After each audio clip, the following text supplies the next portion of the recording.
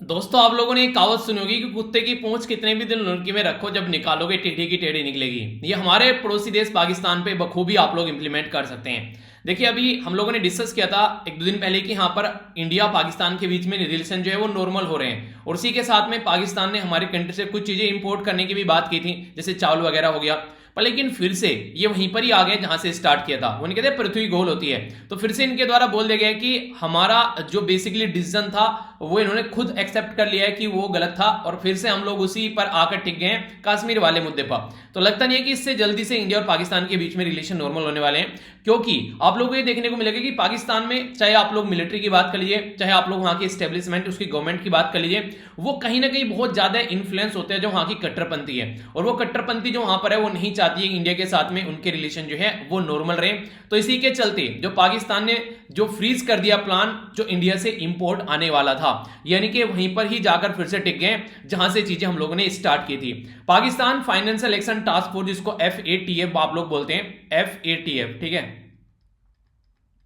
इसमें grey list में है। जून के महीने में डिसाइड किया जाएगा कि इसको ग्रे लिस्ट में रखना है या फिर इससे बाहर निकालना है। ग्रे लिस्ट में रखने के लिए इसको अगर बात करें इस पर डिसीजन लेने के लिए, अगर 3 कंट्री उस पर वहां पर मना कर दें तो डिसीजन वहां पर रुक जाता है। जैसे कि आप लोगों ने देखा कि इनको सपोर्ट करने वाले आप लोगों के सामने है चाइना है, ठीक है, इसी के साथ में तुर्की है, मलेशिया है, इनके द्वारा सपोर्ट किया गया, जिसकी वजह से ब्लैक लिस्ट में नहीं पहुंचे। वरना मैक्सिमम कंट्री चाह रही थी कि इनको ब्लैक लिस्ट में पहुंचाया जाए। जिस तरीके की पाकिस्तान की हरकत चलती है, चाहे अफगानिस्तान में तालिबान के बारे में बात कर लीजिए, चाहे इंडिया के मुद्दे पर बात कर लीजिए, एक हब माना जाता है टेररिस्ट एक्टिविटी का पाकिस्तान को। तो देखते हैं आगे चल के नॉर्मल कैसे रिलेशन होता है, कहां पर चीजें बढ़ती हैं। तो ये काफी एक इंटरेस्टिंग मूव लगा मुझे। तो देखते हैं क्या आज की सिचुएशन चलती है। ये जो आर्टिकल है, ये आर्टिकल काफी इंटरेस्टिंग है। इसके बारे में तो मैं आप लोगों से एडिटोरियल में भी डिस्कस करूंगा बहुत अच्छे से। काफी मजा आया ये आर्टिकल पढ़ने में मुझे। बहुत प्यारा सा आर्टिकल है। गवर्नमेंट का यू टर्न, जैसे पाकिस्तान ने यू टर्न मारा ऐसे ही गवर्नमेंट भी यू टर्न मार रही है कुछ स्कीम्स के ऊपर, जस्ट ओनली इलेक्शन को ध्यान में रखते हुए। तो ये चीजें एक्सप्लेन की गई है इस आर्टिकल में, मतलब एडिटोरियल है पूरा, ठीक है। तो इसको भी कंबाइन कर वहां पर डिस्कस करूंगा। काफी प्यारा सा आर्टिकल है। नेक्स्ट यहां पर जो बात की जा रही है दादा साहब फाल्के अवार्ड के बारे में। तो ये क्वेश्चन आप लोगों से एग्जाम में पूछा जा सकता है। हमारी कंट्री का हाईएस्ट जो अवार्ड है किसी आर्टिस्ट को इंडियन सिनेमा के अंदर अगर दिया जाता है तो वह है दादा साहब फाल्के अवार्ड। ये जो अवार्ड दिया गया था लास्ट टाइम 2018 में दिया गया था। किसको दिया गया था? अमिताभ बच्चन साहब को दिया गया था। ये अवार्ड तब से नहीं मिला, ना 19 से मिला, ना 20 से मिला। अब जाकर यहां पर ये दिया जा रहा है किनको? रजनीकांत साहब को। तो यहां पर ये भी यहां पर एक लाइन लिखी हुई है इस आर्टिकल के अंदर, ये क्योंकि अभी फिलहाल 3 साल बाद यहां पर चीजें याद आ रही हैं। रीजन क्या है? 5 दिन बाद यहां पर इलेक्शन है तमिलनाडु के अंदर में, और रजनीकांत साहब की काफी ह्यूज फैन फॉलोइंग बेस है। तो इस चीज को ध्यान में रखते हुए 5 दिन पहले ये अवार्ड डिसाइड किया गया। अब तक ये अवार्ड याद क्यों नहीं आ रहा था? तो ये भी काफी क्रिटिसिज्म देखने को मिला। कई सारी बेसिकली इसके ऊपर भी ट्विटर पर ट्रेंड हो रही थी चीजें, आप लोगों ने अगर देखी होगी। हालांकि इस पे ये मतलब नहीं है कि हम लोग रजनीकांत साहब की जो कैपेबिलिटी है उसके ऊपर क्वेश्चन मार्क लगाएंगे, नहीं। देखिए यार, एक बहुत ही शानदार एक आप लोग एक्टर बोल सकते हैं, खासकर साउथ इंडिया में तो भगवान की तरीके से माना जाता है। पर लेकिन इसको उसके साथ में कंपेयर करना, बिल्कुल इलेक्शन के टाइम पर इस तरीके से अवार्ड देना, अब से पहले ये अवार्ड क्यों नहीं रिकॉग्नाइज किया? अगर देना ही था तो 5 दिन और रुक जाते, 5 दिन बाद में दे देते। तो ये काफी एक सोचने वाला मुद्दा हो जाता है। तो नॉर्मली ऐसे जो इलेक्शन की टैक्टिक्स है नॉर्मली आप लोगों को देखने को मिलेगी। तो ये जो अनाउंस किए गए यहां पर, तो हमारी कंट्री में जो इन्फॉर्मेशन एंड ब्रॉडकास्टिंग मिनिस्ट्री है प्रकाश जावड़ेकर साहब के अंडर में है, तो उनके द्वारा अनाउंस किया गया है। अवार्ड जो स्टार्ट किया गया था ये 1969 में ये अवार्ड अनाउंस किया गया था। एक क्वेश्चन आप लोग बताइए, सबसे पहले हमारी कंट्री में किस पर्सनैलिटी को ये अवार्ड दिया गया था? ये बताना है। लेटेस्ट अभी दिया गया था अमिताभ बच्चन को, जो इससे पहला, और अब दिया गया यहाँ पर रजनीकांत साहब को।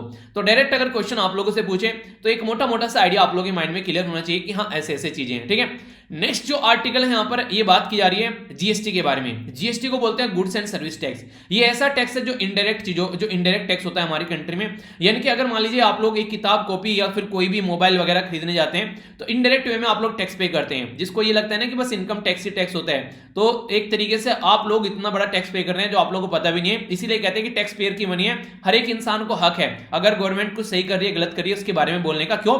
क्योंकि आपके पैसों से ही गवर्नमेंट चलती है। तो इनडायरेक्ट टैक्स जो है वो काफी ज्यादा हमारी कंट्री में कलेक्ट किया जाता है। तो इनडायरेक्ट टैक्स जो होता है जीएसटी, अभी रिकॉर्ड हाई इसका कलेक्शन देखने को मिला। नॉर्मली 1 लाख करोड़ से नीचे चल रहा था, पर लेकिन अब की बार 1,23,902 करोड़ रुपए यहां पर इकट्ठा किया गया, जो कि एक काफी ह्यूज जंप आप लोग यहां पर बोल सकते हैं। ठीक है, तो इनडायरेक्ट टैक्स जो है यहां पर, ये जो बेसिकली मार्च में जो था लास्ट ईयर जब लॉकडाउन लगा, उससे 27% ज्यादा अभी कलेक्ट किया गया मार्च में 2021 में, जब यहां पर नॉर्मल चीजें चल रही हैं। काफी लंबे समय से 1 लाख का आंकड़ा जो था वो टच करने की बात चल रही थी, आगे बीच में टच भी किया गया 1-2 बार, पर लेकिन फिलहाल जो है ये अच्छा खासा यहां पर ये आंकड़ा क्रॉस यहां पर कर गया है। तो इसके चलते देखते हैं आगे क्या फायदा होता है। एक इंपॉर्टेंट बात यहां पर क्या है, राजस्थान की साइड से इसी के बारे में कमेंट किया गया। राजस्थान बोल रहा है कि गुड्स एंड सर्विस टैक्स में जो हमारा शेयर है वो हमको ढंग से नहीं मिल पाता है। नॉर्मली जो ये जो बात आगे बताने जा रहा हूं उसको थोड़ा सा ध्यान से सुनिएगा, क्वेश्चन बनने के चांसेस हो जाते हैं ऐसी चीज से। फाइनेंस कमीशन जो है हमारी कंट्री में अभी कौन से नंबर के हैं, वो है 15th, यानी कि 15वें फाइनेंस कमीशन है। इसके चेयरमैन कौन है, इसके चेयरमैन जो है एनके सिंह जी है। तो एनके सिंह साहब जो है जो चेयरमैन है 15th फाइनेंस कमीशन के, इनके द्वारा जो फाइनेंस कमीशन से रिलेटेड जो डिवोल्यूशन किया जाता है टैक्स का, सेंट्रल और स्टेट के बीच में जो पैसा बांटा जाता है, तो वो जो पैसा शेयर दोनों के बीच में जाता है, वो नॉर्मली पहले जो हुआ करता था 14th फाइनेंस कमीशन से पहले, वो दोनों के बीच में लगभग 32% हुआ करता था, पर लेकिन 14th फाइनेंस कमीशन ने उसको बढ़ाकर 42% कर दिया। यानी कि जो भी पैसा इकट्ठा होता है वो पैसा राज्य के और जो सेंट्रल गवर्नमेंट है उसके बीच में 42% शेयर करना चाहिए, यानी कि सेंट्रल गवर्नमेंट को 42% जो है वो देना चाहिए यहां पर स्टेट गवर्नमेंट को, ताकि वो अपने हिसाब से अपने काम कर सके। अभी यहां पर 15th फाइनेंस कमीशन ने इसको घटाकर 41% कर दिया। 41% क्यों किया, क्योंकि जम्मू एंड कश्मीर जो है वो नया राज्य बन गया हमारी कंट्री में, तो इसलिए 1% नया यूनियन टेरिटरी बन गया, तो 1% वहां पर जम्मू कश्मीर और लद्दाख वाले रीजन के लिए दे दिया, तो 41% यहां पर हो गया। तो अभी जो है फिलहाल राजस्थान के द्वारा ये बोला गया है कि यहां पर 41% नहीं, रियलिटी में 34% मिलता है, क्योंकि कई सारी ऐसी स्कीम है जो कि सेंट्रल स्पॉन्सर्ड स्कीम है जिनके अंदर चेंज लाए जा रहे हैं, तो सेंटर जो है वो अपने हाथ से पैसा छोड़ने के लिए तैयार नहीं है। ये आप लोग यहां पर जो बेसिकली सेंटर स्टेट के रिलेशन के बारे में कुछ लिखने के लिए आता है तो वहां पर भी यूज कर सकते हैं। जैसे सबसे पहले तो ये बोला गया कि देखिए आज की डेट में ऐसे यहां से तो पैसा जाता ही है, एक पैसा शेयर करने का और तरीका है, वो क्या है, वो है यहां पर सेंटर जो बेसिकली स्पॉन्सर्ड स्कीम होती है। जैसे आप लोगों से मैंने कई बार डिस्कस भी किया है, सेंट्रल स्पॉन्सर्ड स्कीम वो स्कीम होती है जब सेंट्रल गवर्नमेंट यहां पर राज्य के साथ में मिलकर कोई स्कीम इंप्लीमेंट करती है, दोनों पैसा देते हैं, उनको सेंट्रल स्पॉन्सर्ड स्कीम बोलते हैं। सेंट्रल सेक्टर स्कीम कौन सी होती है, वो होती है जिसमें सारा पैसा सेंट्रल गवर्नमेंट देती है, उसको सेंट्रल सेक्टर स्कीम बोलते हैं। तो सेंट्रल स्पॉन्सर्ड स्कीम में बोला जा रहा है यहां पर कि इनके द्वारा पैटर्न चेंज किया जा रहा है पिछले कुछ टाइम से, जिसके चलते जो पैसा जा रहा है यहां पर वो और भी घट के यहां पर नीचे आ गया है। तो एक ये बात है। एक और काफी बड़ा आरोप कई सारे राज्य के द्वारा लगाया जाता है, वो है सेस। सेस होता है tax on tax. Tax on tax मतलब नॉर्मली मान लीजिए आप लोग इनकम टैक्स पे कर रहे हैं, आप लोग अपना जो भी कमाई है उसमें मान लीजिए आप लोगों ने 100 रुपए इनकम टैक्स पे किया, अब 100 रुपए में मान लीजिए 2 रुपए एजुकेशनल सेस लग गया, ठीक है, तो एजुकेशनल जो सेस लगेगा यहां पर ये, तो इसका मतलब है कि जो 100 रुपए आप लोगों ने पे किए उसमें 2 रुपए और पे करने, तो आप लोग का जो टैक्स हो गया वो 102 रुपए हो गया, ठीक है। तो इस तरीके से तो सेस जो होता है यहां पर ये, इसकी इंटरेस्टिंग चीज ये है कि ये जो सेंट्रल गवर्नमेंट लगाती है और इसको स्टेट गवर्नमेंट के साथ में शेयर नहीं करना होता है, यानी कि सारा का सारा पैसा सेंट्रल गवर्नमेंट के पास में रहता है। तो कई सारे राज्य गवर्नमेंट ये भी बोल रहे हैं कि कई सारे जो यहां पर भी फिलहाल सेस लगाए जा रहे हैं, इससे हम लोगों को दिक्कत देखने को मिल रही है। इसके ऊपर भी कई बार क्वेश्चन आप लोगों से पूछे जा चुके हैं। एक और इंपॉर्टेंट बात सेस के बारे में याद रखिएगा, ये उसी के ऊपर, ये जो जिस चीज के ऊपर लगेगा, मान लीजिए एजुकेशन के ऊपर लगा दिया, एजुकेशन के लिए लगा दिया, फिर इन्वायरमेंट के लिए लगा दिया, या फिर वुमेन की जो हेल्थ है उसको इंप्रूवमेंट करने के लिए लगा दिया, बच्चों की हेल्थ को इंप्रूवमेंट करने के लिए लगा दिया, किसी भी चीज के ऊपर अगर आप लोग सेस लगा रहे हैं किसी चीज को इंप्रूव करने के लिए, तो वहीं पर ही यूज होगा। ऐसा नहीं है कि आप लोगों ने इन्वायरमेंट के ऊपर लगाया और बच्चों की हेल्थ के लिए उसको यूज कर लोगे, नहीं, ऐसा नहीं करेंगे। तो सेस जो होता है जिस पर्टिकुलर पर्पज के लिए लगाया जाता है उसी के लिए यूज किया जाता है। तो ये कुछ बातें हैं जो याद रखते हैं, सेंट्रल स्टेट के रिलेशन के बारे में कुछ लिखने की है तो माइंड में कंफ्यूजन न रहे, ठीक है। आगे चलता हूं, नेक्स्ट यहां पर ये एक गर्व की बात आप लोग बोल सकते हैं, अगर वुमेन इंपावरमेंट के बारे में कुछ लिखने के लिए आता है तो भी आप लोग इसको यूज कर सकते हैं। हमारी कंट्री में बात की जा रही है 100 के करीब जो वुमेन मिलिट्री पुलिस है पर्सनल, वो यहां पर अभी ट्रेनिंग चल रही है उनकी बैंगलोर के अंदर, तो आने वाले टाइम में यहां पर इसको बढ़ाने की बात की जा रही है। बेसिकली 1700 वुमेन के करीब मिलिट्री फोर्स आप लोगों को देखने को मिलेगी। तो ये अच्छी बात है, जहां पर एक टैबू लगा हुआ था कि महिला जो है वो यहां पर मिलिट्री में नहीं जा सकती है, तो कम से कम अब ये चीजें जो है नॉर्मलाइज होती नजर आएगी, और आगे जो वुमेन है उनके लिए एक ऑप्शन, एक अपॉर्चुनिटी रहेगी कि हाँ हम भी इस फील्ड में जा सकते हैं। तो ये एक पॉजिटिव एंगल आप लोग यहां पर देखने को मिलेगा। एक साइड में तो हम लोगों ने देखिए डिस्कस किया था कि गुजरात के अंदर जो जो पीरियड साइकिल होती है उसको लेकर लड़कियों के साथ में क्या क्या चीजें की जा रही है। एक साइड में लड़कियां यहां पर जो हमारी कंट्री में जो बेसिकली मेल कम्युनिटी है उनके साथ में कंधे से कंधा मिलाकर चल रही है। तो यहां से आप लोग एक अंदाजा लगा सकते हैं, ठीक है। तो ये भी एक वुमेन इंपावरमेंट के बारे में कुछ लिखने के लिए आता है। जो टैबू है उनके खिलाफ सोसाइटी में उसको तोड़ने की बात आती है, ठीक है। जो रूढ़िवादी सोच है उससे हटने की बात आती है, तो वहां पर आप लोग इसके बारे में लिख सकते हैं। आगे बात करते हैं, ये बात की जा रही है कहां किसके बारे में, ये बात की जा रही है हरियाणा से रिलेटेड। तो हरियाणा के जो डिप्टी सीएम थे उनको अभी रोक लिया गया क्योंकि किसानों का प्रोटेस्ट चल रहा है। तो उसके चलते यहां पर कई सारी ऐसी एक्टिविटी देखने को मिल रही है। तो काफी लंबी ये प्रोटेस्ट जो है वो खिंचती जा रही है, अब तक भी इस पर कोई सोल्यूशन नहीं निकला है। तो ये एक अलग पैटर्न हमारी कंट्री में देखने को मिल रहा है। आगे चलते हैं, यहां पर बिम्स्टेक के बारे में बात की जा रही है। सबसे पहले तो आप लोगों को बिम्स्टेक की फुल फॉर्म क्या होती है वो पता होना चाहिए। चलिए एक बार ट्राई कीजिए फिर बताता हूं। तो ये जो बिम्स्टेक है यहां पर इसमें बात की जा रही है, देखिए कौन कौन सी कंट्री है। ये भी एक तो साइड में क्या चल रहा है, म्यांमार में वायलेंस चल रहा है, तो उसके चलते यहां पर ये ऑनलाइन इवेंट यहां पर कंडक्ट कराया गया और म्यांमार भी इसका पार्ट है, तो इसलिए यहां पर ये और ज्यादा न्यूज में हो गया। तो बिम्स्टेक में कौन कौन आता है, पहला हो गया इंडिया, दूसरा हो गया नेपाल, तीसरा हो गया भूटान, चौथा हो गया बांग्लादेश, पांचवा हो गया म्यांमार, छठा हो गया थाईलैंड और सातवां हो गया श्रीलंका। तो टोटल मिलाकर ये कंट्री आप लोगों को बिम्स्टेक के अंदर देखने को मिलेगी। तो जो बिम्स्टेक है यहां पर, अब यहां पर बेसिकली इस तरीके जो कंडीशन चल रही है इसके चलते किस तरीके से चीजों को आगे लेकर चलेंगे, जो म्यांमार का क्राइसिस है। तो ये जो मीटिंग देखने को मिली, तो ये 17वीं बिम्स्टेक की ये मिनिस्ट्री जो थी चेयर किसके द्वारा की गई, ये की गई श्रीलंका के द्वारा। क्वेश्चन बन सकता है कि कौन से नंबर की थी, तो 17वें नंबर की थी। ऑनलाइन हुई, जी हां बिल्कुल ऑनलाइन हुई। किसके द्वारा चेयर की गई, श्रीलंका के द्वारा चेयर की गई। तो इसके चलते यहां पर किस तरीके से जो म्यांमार में क्राइसिस चल रहा है उसको कैसे लेकर चल सकते हैं, तो उसके बारे में भी बातें यहां पर देखने को मिले, ठीक है। बात की जा रही है यहां पर इसकी फुल फॉर्म, अगर आप लोगों से कोई पूछे तो आप लोग इसके बारे में याद रखिएगा, क्योंकि अगर फुल फॉर्म आप लोगों को पता होता है तो कई सारी चीजें तो आप लोग वहीं से ही समझ जाते हैं। तो bay of Bengal initiative for multi sectoral जो टेक्निकल एंड इकोनॉमिक कोऑपरेशन, यानी कि bay of Bengal initiative multi sectoral technical और इकोनॉमिक कोऑपरेशन। तो बे ऑफ बंगाल वाले रीजन के लिए है यहां पर। हमारी कंट्री का जो ईस्टर्न बॉर्डर है ना, इसमें बे ऑफ बंगाल है, इसमें जो कंट्री है उनके लिए है यहां पर। इस एरिया में कैसे हम लोग इकोनॉमिक कोऑपरेशन कर सकते हैं, किस तरीके से मल्टी सेक्टर में टेक्नोलॉजिकल जो काम मिलकर कर सकते हैं, तो इस एरिया में देखने को मिलेगा, ठीक है। तो इसके बारे में ये बात याद रखिएगा। क्वेश्चन एक आप लोगों को बताना है कि इसको कब स्टैब्लिश किया गया था, ठीक है, यानी कि जो बिम्स्टेक है ये कब स्टैब्लिश किया गया था, ये आप लोगों को बताना है। आगे चलते हैं, यहां पर जो बाइडेन साहब के द्वारा बोला गया कि H1B वीजा जो कि यहां पर डोनाल्ड ट्रंप ने रायता फैलाया था इस पर्टिकुलर एरिया में, एक्सपायर हो रहा था, तो इन्होंने बोला कोई नहीं उसको एक्सपायर होने दो। यहां पर ये इंडस्ट्री के द्वारा एक तरीके से वेलकम स्टेप किया गया, क्योंकि बहुत सारे ऐसे लोग हैं हमारी कंट्री से यूएसए के अंदर जाते हैं और अलग अलग कंट्री से अलग अलग कंट्री के अंदर आते हैं खासकर काम करने के लिए। देखिए नॉर्मली आखिर जब इस पर्टिकुलर वीजा के बारे में बात किया तो ये इतना न्यूज में क्यों रहता है, आप लोगों ने देखा होगा जब भी ये न्यूज आती है तो कई बार आप लोगों ने इसके बारे में सुना होगा कि इसके ऊपर बढ़ चढ़कर बात की जाती है। तो इसका बेसिक रीजन आप लोगों ने सोचा है कभी कि क्या इसका बेसिक रीजन है कि जब भी यहां पर यूएसए का भैया ये पर्टिकुलर मुद्दा है तो हमारी कंट्री में इसके बारे में इतना बढ़ चढ़कर बात क्यों होने लगती है। तो इसके बारे में आप लोगों को सोचना चाहिए, क्योंकि ऐसी ऐसी चीजें जब देखने को मिलती हैं तो इसका मतलब है कि कुछ ना कुछ इंपैक्ट हमारी कंट्री के ऊपर इसका पड़ रहा है। तो हमारी कंट्री के ऊपर क्या पड़ रहा है कि मैक्सिमम आप लोगों को देखने को मिलेगा जो ये वीजा दिया जाता है, मैक्सिमम इसका फायदा कौन उठाते हैं, ये माना जाता है कि मैक्सिमम इसका फायदा इंडिया को देखने के लिए मिलता है, यानी कि हमारी कंट्री को इसका फायदा बहुत ज्यादा होता है। काफी लार्ज स्केल पर हमारी कंट्री के जो लोग हैं वो ये वीजा लगाते हैं। तो इसलिए यहां पर जब भी इस वीजा के बारे में कोई भी न्यूज आती है तो ये माना जाता है कि हमारी कंट्री के बारे में कुछ ना कुछ आप लोगों को चेंजेस देखने को मिलेंगे। तो हमारी कंट्री के लोगों के लिए दिक्कत होगी, मैक्सिमम हमारी कंट्री के लोगों के ऊपर आरोप लगाया जाता है कि इस वीजा को हम लोग ग्रीन कार्ड होल्डर की तरीके से यूज करते हैं, यानी कि जैसे ये वीजा है, ये वीजा आ गया तो ये जो वीजा है यहां पर ये जाएगा कहां पर, ये वीजा हमारी कंट्री के लोगों के पास में ज्यादा जाएगा। तो H1B वीजा है क्या, अगर कोई स्किल्ड वर्क फोर्स है वो यहां पर काम करना चाहती है यूएसए के अंदर में, तो ये बेसिकली उनको दिया जाता है। हमारी कंट्री के लोग काफी ज्यादा लेते हैं। एक और याद रखिएगा इसके साथ में, ये है H4 वीजा। H4 वीजा क्या है, जैसे मान लीजिए H1B वीजा कोई पर्टिकुलर पर्सन है, ये गया यूएसए में काम करने, अब मान लीजिए इसकी वाइफ को भी जाना है यहां पर साथ में, तो ये यहां पर H4 वीजा लेकर जाएगी। या फिर कोई वाइफ जा रही है काम करने के लिए H1B वीजा के तहत, तो यहां पर हस्बैंड भी जाना चाहते हैं तो वो H4 वीजा के तहत जाएगा। या फिर इनके बच्चे, इनके जो डिपेंडेंट है H1B वीजा के ऊपर, वो यहां पर H4 वीजा लेकर यहां पर जाएंगे, ठीक है। एक इंटरेस्टिंग आप लोग बताइए, मान लीजिए हमारी कंट्री में गूगल में कोई आज के डेट में काम कर रहा है, ठीक है, उसको यूएसए के अंदर जो गूगल का ऑफिस है वहां पर उसको ट्रांसफर करना है, तो उसको कौन सा वीजा लगेगा, ये क्वेश्चन आप लोगों को बताना है। बहुत ज्यादा न्यूज में और कई बार बता चुका हूं मैच करके भी आप लोगों को, ये इसके बारे में आप लोगों को पता होना चाहिए, ठीक है। टेलीग्राम पर पूरा शेयर कर दूंगा इसका कौन कौन सा, जैसे H1B visa, H2B visa, L1 visa, J1 visa, H4 visa, सारा इसका एक पूरा एक चार्ट मैंने आप लोगों से पहले भी शेयर किया था, फिर से शेयर कर दूंगा, ये पता होना चाहिए आप लोगों को, ठीक है।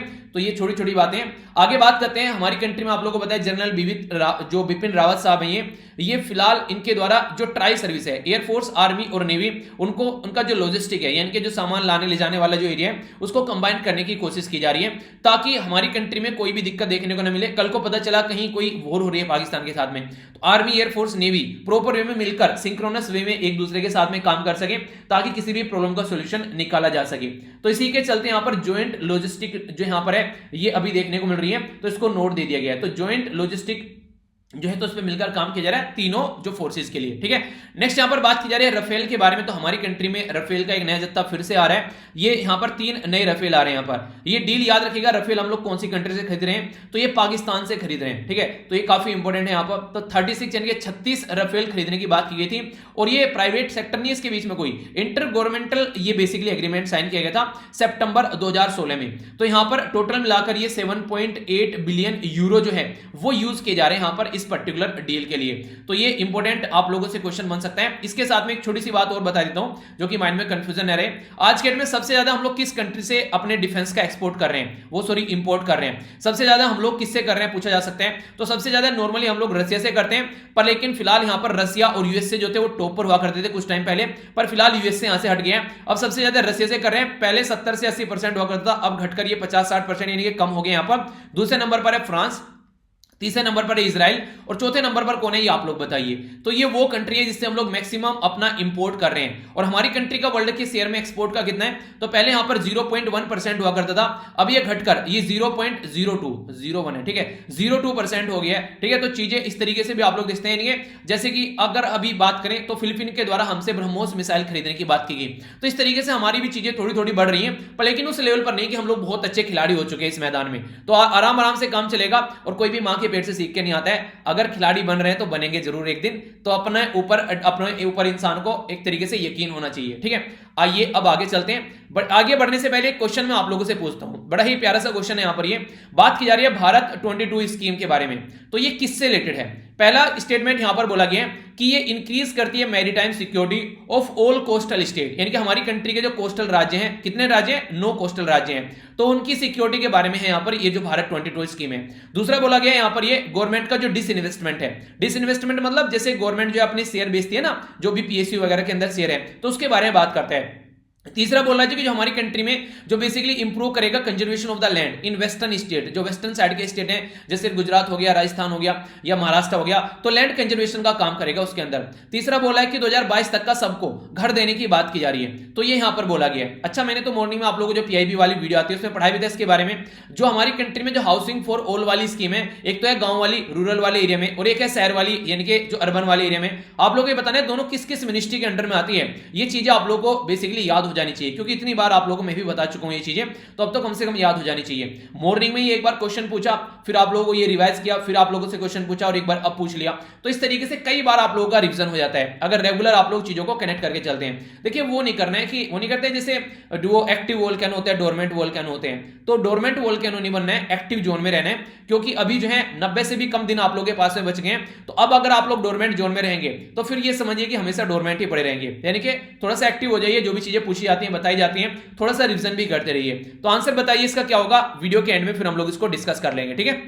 तो इंपॉर्टेंट है, पता होना चाहिए। इससे पहले आगे बढ़े, इंपॉर्टेंट आर्टिकल है, बड़ा ही प्यारा आर्टिकल आप लोगों को देखने को मिलेंगे, मजा आ जाएगा आप लोगों को सुनने में, क्योंकि मुझे पीपीटी बनाने में मजा आया तो अब आप लोगों को पढ़ाने में मजा लूंगा। तो समझते हैं क्या क्या आर्टिकल है, एक एक कर जानते हैं, ताकि आप लोगों के माइंड में जो भी कंफ्यूजन है वो सारे कंफ्यूजन आप लोगों के दूर हो जाए। तो सबसे पहला तो यहां पर अभी आर्टिकल देखने को मिलेगा, ये है स्मॉल सेविंग स्कीम के बारे में, क्या होती है और क्यों न्यूज में दिख रही है, इसके बारे में हम लोग डिस्कस करेंगे। काफी इंटरेस्टिंग और इंपॉर्टेंट आर्टिकल है, जानेंगे इसको ढंग से। सेकंड जो आर्टिकल यहां पर आप लोगों को देखने को मिलेगा, ये है चाइना और हांगकांग के बारे में आर्टिकल, बहुत डिटेल में डिस्कस करूंगा आप लोगों से, पूरा मुद्दा समझ में आ जाएगा। कल को अगर कोई कुछ भी पूछेगा ना तो आंख बंद कर एक्सप्लेन कर दोगे और बोलेगा क्या बात है, ऐसा लग रहा है कि आप ही जाकर वहां पर रह रहे हो, बिल्कुल बिल्कुल उस तरीके की फीलिंग आ रही है। तो पूरा अच्छे से डिस्कस करेंगे। ये वाला जो आर्टिकल है ये भी काफी इंटरेस्टिंग है, हालांकि ये आर्टिकल मैं आप लोगों से डिस्कस कर चुका था 29 मार्च को, तो फिर से एक ओवरव्यू आप लोगों को दूंगा। उनके अपोज में ही आर्टिकल लिखा गया है, जो उन्होंने बोला था ना कि ये ऐसा नहीं होना चाहिए, तो इनके बोल रहे हैं कि ऐसा होना चाहिए, क्यों होना चाहिए, तो वो रीजन बताया गया। तो दोनों तरीके के आर्गुमेंट आप लोग के पास में होंगे, फेवर में भी और अपोज में भी, ठीक है। तो एक ओवरव्यू आप लोगों को यहां पर मिल जाएगा। ये जो आर्टिकल है ये यूनाइटेड स्टेट ऑफ अमेरिका के बारे में, उनकी लोकल चीजों के बारे में, पर फिर भी थोड़ा सा पता होना चाहिए, तो एक ओवरव्यू आप लोगों को दूंगा अभी यहां पर इसके बारे में। असेंबली के इलेक्शन चल रहे हैं और आज अब फ्राइडे हो, तो हमारे लिए ये इंपॉर्टेंट नहीं है, क्योंकि जो भी जीत कर आएगा वो आप लोगों को देखने को मिल ही जाएगा। चलिए, जो भी है वो अपनी जगह सही है। और हाँ, आप लोगों को जो अभी मैंने जो कंप्लीट अभी मार्च की पीडीएफ आप लोगों को प्रोवाइड करा दूंगा टेलीग्राम पर, ठीक है, तो उसको भी आप लोग जाकर डाउनलोड कर लेना। सॉरी, हाँ मार्च की है ना, मार्च की, ठीक है, ऑलरेडी वहां पर प्रोवाइड करा चुके हैं। तो नैनो मैगजीन की भी और जो द हिंदू न्यूज़पेपर का डिस्कशन आता है इसकी सारी पीडीएफ इकट्ठे मिल जाएगी टेलीग्राम पर, ठीक है। 1,33,000 से ज्यादा मेंबर यहां पर जुड़े हुए हैं, तो आप भी इसका पार्ट बन सकते हैं। कोई भी नोटिफिकेशन आता है तो उसके बारे में इन्फॉर्मेशन शेयर की जाती है। और हाँ, ईपीएफओ के लिए एक नोटिफिकेशन आया था जो मैंने कल भी आप लोगों से डिस्कस किया था। अगर आप लोग ईपीएफओ का पेपर देने जा रहे हैं 9 मई को, तो उसके बारे में एक पीडीएफ इशू की गई यूपीएससी के द्वारा, डिटेल में इंफॉर्मेशन है उसमें, क्या क्या चीजें हैं, उसके ऊपर वीडियो बना दी थी मैंने, वो भी आप लोग देख लीजिएगा। और अगर वीडियो नहीं देखनी है तो पीडीएफ देख लीजिएगा टेलीग्राम से डाउनलोड करके, कि क्या क्या चेंजेस हैं। क्योंकि एग्जाम हॉल में जाकर बैठोगे तो माइंड प्रिपेयर होना चाहिए कि ये चीजें हैं, क्या क्या आप लोगों को वहां पर पेन कौन सा लेकर जाना है, ये भी इवन वहां पर लिखा हुआ है। इसी के साथ में क्या क्या डॉक्यूमेंट्स, अगर फोटो क्लियर नहीं है तो क्या करना है, तो सारी बातें अगर किसी को डाउट रहता है, खासकर उनके लिए जो फर्स्ट टाइम पेपर देने जा रहे हैं, तो उनको तो एक बार देख ही लेना चाहिए यूपीएससी का। और बाकी जो खिलाड़ी हैं यूपीएससी के, जो कोई पेपर दे रहे हैं ऑलरेडी, तो वो थोड़ा सा एक बार को इग्नोर कर सकते हैं, पर फिर भी एक बार गो थ्रू जरूर हो लेना, ठीक है। आइए यहां पर बात करते हैं। सबसे पहले एक छोटा सा आर्टिकल है, इसके बारे में ओवरव्यू ले लेते हैं। यूएसए में देखिए बड़ी ही एक अजीब सी कंडीशन देखने को मिलती है। यूएसए में सबसे पहले तो आप लोग ये समझिए एक प्रेसिडेंट फॉर्म ऑफ गवर्नमेंट है, यानी कि वहां पर प्रेसिडेंट जो फॉर्म गवर्नमेंट चलती है, सारे डिसीजन प्रेसिडेंट के रहते हैं। अगर वहां पर मान लीजिए यूएसए से कोई एम्बेसडर जो है हमारी कंट्री में आना है, इंडिया के लिए यूएसए का कोई एम्बेसडर होगा, तो यहां पर उसके लिए यहां पर ये किसी भी प्राइवेट मेंबर को उठा सकते हैं मार्केट से। ऐसा नहीं है कि वो बेसिकली यानी कि इनकी जो एडमिनिस्ट्रेटिव सर्विस है उसका ही वो मेंबर होगा। इनका कोई फेवरेट है जिन्होंने इनको डोनेशन दे रखा है, या फिर कोई भी इनका चहीता इंसान है, तो उसको ये एम्बेसडर की पोस्ट पर बैठा सकते हैं। ये एग्जीक्यूटिव पावर होती है यूएसए के प्रेसिडेंट के हाथ में। हमारी कंट्री में ऐसा नहीं होता है। हमारी कंट्री में इंडियन फॉरेन सर्विस का ही बंदा वहां पर जाएगा। ऐसा नहीं है कि हमारी कंट्री में जो पावर दे रखी है प्राइम मिनिस्टर को कि वो जिसको चाहे वहां पर अपॉइंट कर दे। किसी को भी अपॉइंट करेंगे, पर लेकिन करेंगे इंडियन फॉरेन सर्विस में से, बाहर से नहीं करेंगे। अब इंडियन फॉरेन सर्विस में कोई इस तरीके से लेटरल एंट्री वगैरह से कोई चला गया तो वो एक अलग चीज हो जाती है पहले पर, लेकिन इंडियन फॉरेन सर्विसेज का ही मेंबर रहेगा। अब यहां पर ये जो अपॉइंटमेंट किया जाता है, ये नॉर्मली क्या किया जाता है, तो उनको किया जाता है जो यहां पर बहुत ज्यादा ह्यूज लेवल पर यहां पर इनको डोनेशन वगैरह देते हैं, या फिर इनके लिए अलग से पैसा यहां पर मांग लिया जाता है। कई बार यहां पर यह माना जाता है कि यूएसए के अंदर रेट चलता है कि अगर आप लोगों को एम्बेसडर बनना है तो $2.5 लाख आप लोग दे दीजिए, आप लोग एम्बेसडर बन जाएंगे, ठीक है। तो ये रेट रहता है। तो 2.5 लाख के हिसाब से अगर बात करें यहां पर आज की डेट में, अगर ये बात करूं, ये 1 अप्रैल का जो रेट है यहां पर ये 73 चल रहा है। $1 में 73 रुपये आप लोगों को देखने को मिलेंगे। तो इसके हिसाब से अगर बात की जाए तो इकाई, दहाई, सैकड़ा, हजार, 10,000, लाख, 10 लाख, करोड़, 1,80,00,000 रुपए अगर आप लोग देते हैं तो आप लोग किसी भी कंट्री के एम्बेसडर बन सकते हैं यूएसए के अंदर में। तो यहां पर ये कंडीशन चल रही है। तो राइटर बोल रहे हैं कि जो पैटर्न यहां पर फॉलो किया जाता था पास्ट में कई सारे प्रेसिडेंट के द्वारा, जैसे डोनाल्ड ट्रंप साहब के द्वारा भी अपने चहीते कई सारी कंट्री में भेजे जाए, तो अभी फिलहाल डोनाल्ड ट्रंप साहब जो है अलग अलग कंट्री के साथ में इतनी ज्यादा रायता फैला चुके हैं कि यहां पर इसके लिए थोड़ा सा सीरियस हो जाना चाहिए। क्योंकि इंडिया में कौन एम्बेसडर होना चाहिए आज के डेट में, इनका किसी कंट्री में, नॉर्थ कोरिया में, जापान के अंदर में, या फिर चाइना के अंदर में, या फिर किसी दूसरी कंट्री में, श्रीलंका के अंदर में कौन एम्बेसडर होना चाहिए, तो ये एक मेरिट बेस पर होना चाहिए, ना कि इनके चहीते जो बैठाए जाते हैं उससे दिक्कत देखने को मिल सकती है, क्योंकि रिलेशन जो है वो ढंग से इंप्रूव नहीं हो पाएंगे, ठीक है। तो इसके लिए यहां पर ये इनको हिदायत दी गई है इस आर्टिकल में। तो हमारे लिए कोई ज्यादा इंपॉर्टेंट नहीं है, बस हल्का सा आइडिया रखिएगा। हमारे लिए तो एक जो भी एम्बेसडर हमारी कंट्री के लिए होगा वो एक इंपॉर्टेंट रोल प्ले करेगा इंडिया और यूएसए के रिलेशन में। तो जो रिलेशन होता है दो कंट्री के बीच में, एम्बेसडर का बेसिकली रोल रहता है, ठीक है। तो इसीलिए यहां पर बोला गया, इनको हिदायत दी गई है कि इन चीजों से थोड़ा सा ऊपर उठ जाइए, ठीक है। आगे बढ़ते हैं। ये काफी इंटरेस्टिंग है, मैंने आप लोगों से डिस्कस भी किया था यहां पर कि हमारी कंट्री में जो स्मॉल सेविंग स्कीम है उसके ऊपर गवर्नमेंट के द्वारा जो टैक्स है, ठीक है, तो टैक्स रेट जो था वो कट किया जा रहा था। आखिर इससे नुकसान क्या था तो उसके बारे में बात करेंगे।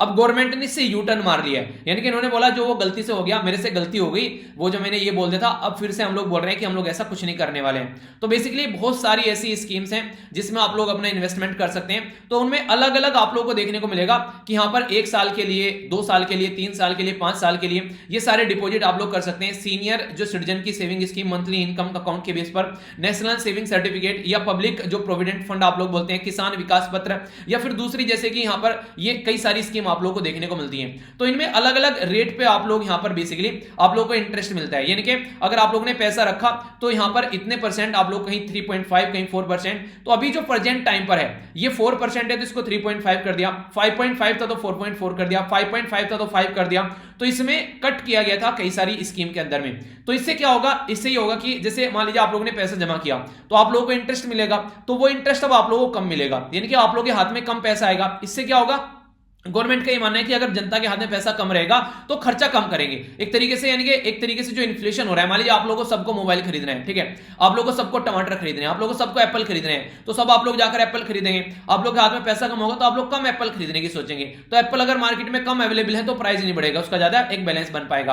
क्योंकि मैंने आप लोगों को बताया भी था कि इन्फ्लेशन बढ़ता कैसे, तो डिमांड पुल इन्फ्लेशन रहता है, कॉस्ट पुल रहता है और बुलेटिन रहता है। तो इनके द्वारा यहां पर जो डिमांड पुल की बात की जाती है, यानी कि मान लीजिए सब लोग जाकर एक ही चीज की डिमांड करने लगे तो मार्केट में कमी होगी, तो बेचने वाला उसका प्राइस बढ़ा देगा कि भैया लेना है लो, नहीं लेना है जाओ, मैं तो इस भाव में इसको बेचूंगा, ठीक है। तो ये देखने को मिलेगा। जैसे आप लोगों ने देखा हो ना कि कई बार आप लोग मान लीजिए कहीं जा रहे हैं रास्ते में, तो वहां पर मान लीजिए आप लोग किससे जा रहे हैं, आप लोग किसी मिनी बस से जा रहे हैं, और मिनी बस जो है वो बोलेगा कि अकेली बस खड़ी हुई है वहां पर, तो बोलेगा वहां से वहां तक जाने का किराया जो है ए से और बी तक जाना है, तो किराया नॉर्मली कितना लगता है, मान लीजिए 20 रुपए लगता है। वो बोल रहा है कि भाई साहब अकेला हूं, यहां पर कोई नहीं है, अगर जाना है तो जाओ, नहीं जाना है तो जाओ, 100 रुपए पर सवारी लूंगा, ठीक है। आप लोगों ने देखा होगा ना वो, तो इन्फ्लेशन हो गया, उसकी दादागिरी चल रही है क्योंकि अकेला खड़ा हुआ यहां पर कोई है भी नहीं है किसी भी रीजन की वजह से। तो इस तरीके से डिमांड की वजह से जो महंगाई बढ़ जाती है। कॉस्ट पुल इन्फ्लेशन क्या रहता है, जो भाई साहब ये गाड़ी ड्राइवर है ये बोलेगा कि देखो यार पेट्रोल का प्राइस इतना था, डीजल का प्राइस इतना था, अब बढ़ के इतना हो गया है, तो पहले 20 रुपए लगते थे पर लेकिन अब 30 रुपए लगेंगे क्योंकि कॉस्ट बढ़ गई है ले जाने की, तो ये अब उसकी वजह से प्राइस बढ़ा देगा। तीसरा है बुलेटिन इन्फ्लेशन, आप लोगों की सैलरी आ गई, सैलरी आते आप लोग भागे भागे जाएंगे, चलो यार सैलरी आ गई, कुछ ना कुछ खरीद कर लेकर आते हैं, ठीक है, तो सारी सैलरी उड़ा देते हैं 20 दिन के अंदर, 25 दिन के अंदर, बाकी के 5 दिन जो है उधारी पर गुजरते हैं। तो इसकी वजह से भी मार्केट में मान लीजिए सैलरी आ गई, आप लोग कुछ ना कुछ सामान लेने घूम रहे हैं, तो इसकी वजह से भी यहां पर आप लोगों को देखने को मिलेगा वेजेस बढ़ने की वजह से यहां पर जो बेसिकली इन्फ्लेशन बढ़ता है। तो यहां पर इस तरीके से इन्फ्लेशन को कंट्रोल करने के लिए तो क्या होगा कि लोगों की इनकम जो है वो कम होनी चाहिए थोड़ी सी, तो ये बात बोली गई थी। इससे काफी सारा फायदा गवर्नमेंट को होने वाला था, तो अभी यहां पर इनके द्वारा यू टर्न ले लिया गया है, अब यहां पर ये इसको इंप्लीमेंट नहीं कर रहे हैं। तो यू टर्न लेने का सबसे बड़ा जो मुद्दा यहां पर वो है, क्योंकि जैसे इनके द्वारा ये अनाउंस किया गया वैसे यहां पर कई सारे लोगों ने क्रिटिसाइज करने स्टार्ट कर दिया कि गवर्नमेंट क्या कर रही है, ये कर रही है, वो कर रही है। और सबसे बड़ी बात वो तो चलो क्रिटिसिज्म तो ये उनसे कोई दिक्कत नहीं पड़ती है गवर्नमेंट को, क्योंकि क्रिटिसिज्म तो पता नहीं कब से हो रहा है, कभी सीए को लेकर, कभी फार्मर प्रोटेस्ट को लेकर। सबसे बड़ा जो मुद्दा है वो है असेंबली के इलेक्शन, क्योंकि इलेक्शन चल रहे हैं तो उसकी वजह से लोग जो है काफी गुस्सा में हैं। आप लोगों को पता है कि फ्यूल के प्राइस बढ़ रहे हैं, एलपीजी के प्राइस बढ़ रहे हैं, सिलेंडर के प्राइस बढ़ रहे हैं,